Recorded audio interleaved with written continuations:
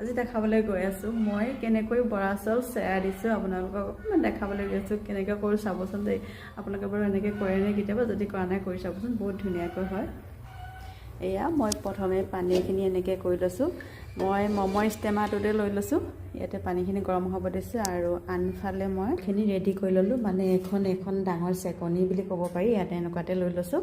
মই কালি চাউলখিনি তিয়াই থৈছিলোঁ তিয়াই থোৱাৰ পাছতহে হয় কিন্তু দেই চাউলখিনি আগতীয়াকৈ তিয়াই থ'ব লাগিব তাৰপাছত মই এনেকৈ ষ্টেমাৰটোত বহাই দিম আৰু পাছত মই আপোনালোকক দেখাম কেনেকুৱা ধুনীয়াকৈ চেৱা দিয়া ভাত হৈ যায় আৰু এনেকৈ অকণমান ঢাকনটো দিলেও হয় নিদিলেও হয় মই কিন্তু ঢাকন দি দিছোঁ আপোনালোকেও দি দিব পাৰে দিওঁ বুলি ভাবিলে এইটো বৰা চাউলো বনাইছোঁ বৰা চাউলৰ চেৱা দিয়া জলপান বুলি ক'ব পাৰি বা ভাত বুলিও ক'ব পাৰি আমি ভাত বুলিও কওঁ জলপান বুলিও কওঁ আপোনালোকে কি বুলি কয় এইটো আপোনালোকৰ কথা এতিয়া মোৰ বৰা জলপান ৰেডি হৈ গ'ল দেখিছেনে খুব কম সময়ৰ ভিতৰতে হৈ যায় দেই আপোনালোকে এনেকৈ কৰি চাব পাৰে ইয়াতে চাওকচোন ইমান ধুনীয়াকৈ সিজি গ'ল